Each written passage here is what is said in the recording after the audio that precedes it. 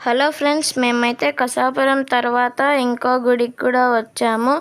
ఇక్కడైతే చాలా బాగుంది అంతా కట్టడాలు. ఇప్పుడు మీకు ఈ గుడి గురించి ఒక పెద్దాయన చెప్పినది వినిపిస్తాను, చూడండి. ఆయన స్వయంగా ఇక్కడ చిన్నట్ల ఆధారాలు ఉన్నాయి. మన కసాపు నెట్కంటాంజనేయ స్వామి ఉన్నారు కదా, వారికి మాట ఇచ్చింది కదా శ్రీరామచంద్రుడు, మీకు ఒక నెట్కంటేనే ఒక క్షేత్రం ఏర్పడుతుంది. కశ్యకపురం, ఇది కసాపురం కంటే ముందు కశ్యకపురం. అంటే నువ్వు లేని క్షేత్రం నాకెందుకు స్వామి, నీ పాదాలే శరణం అంటాడంటాను. నీ దగ్గర పోతానంజనేయ, నీ దగ్గర నీ చెంతనే తూర్పు ఉత్తర ఈశాన్య చేసిన నీ తల్లి సీతమ్మ లక్ష్మీదాను, నేను నారాయణుడిగా నీ చెంతనే వస్తానని స్వామివారు మాట చెప్తుంటాడంట. ఎన్ని యుగాల తర్వాత ఆయన కోరిక నెరవేరేది. లక్ష్మీనారాయణ స్వామి ఇదికి రావడం, ఆయన చూపు కూడా మనకు పోయిన ఆయన చూపు అంతా ఇక్కడే ఉంటుంది.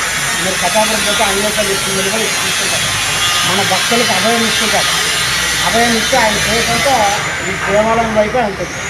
ఇంత ప్రాముఖ్యత విశిష్టత. శ్రీమన్నారాయణ స్వామి పాద పద్మంలో దేవాలయం, స్వామివారి నారాయణ నామాల్లో 3 నామాల్లో దేవాలయం, శ్రీవారి శటగోపంలో దేవాలయం, అక్షయపాత్ర కూర్మావతారంలో దేవాలయం, శ్రీమల వెంకటేశ్వర స్వామి ముఖారవిందమే కనపడుతుంది దేవాలయంలో. బ్యాక్ సైడ్ బాగుంది చూస్తే సేమ్ అలా ఉంటుంది.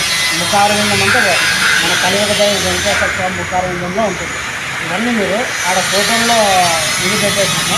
ఆడ దాని విశిష్టతను ఆడ ఉంటారు. స్థల చరిత్ర బుక్ కూడా అది ఉంటుంది. ఒకవేళ మీరు స్థల చరిత్ర బుక్ తీసుకొని పోతే కూడా విషయాలన్నీ తెలుస్తాయి. కథాగానికి అంత పెద్ద ఆలయానికి ఇది లేదు, స్థల చరిత్ర బుక్ లేదు. అలాంటిది దేవస్థానంలో గుడి నిర్మాణంలోనే స్వామి చెప్పించారు. ఇది బ్రహ్మం గారు కూడా రోజు ఇక్కడ విడిది చేసుకున్నారు. చాలా విశిష్టంగా దేవాలయం నిర్మాణం. మహాలక్ష్మి మహావిష్ణు టెంపుల్ ఎక్కడ మనం చూసినాం.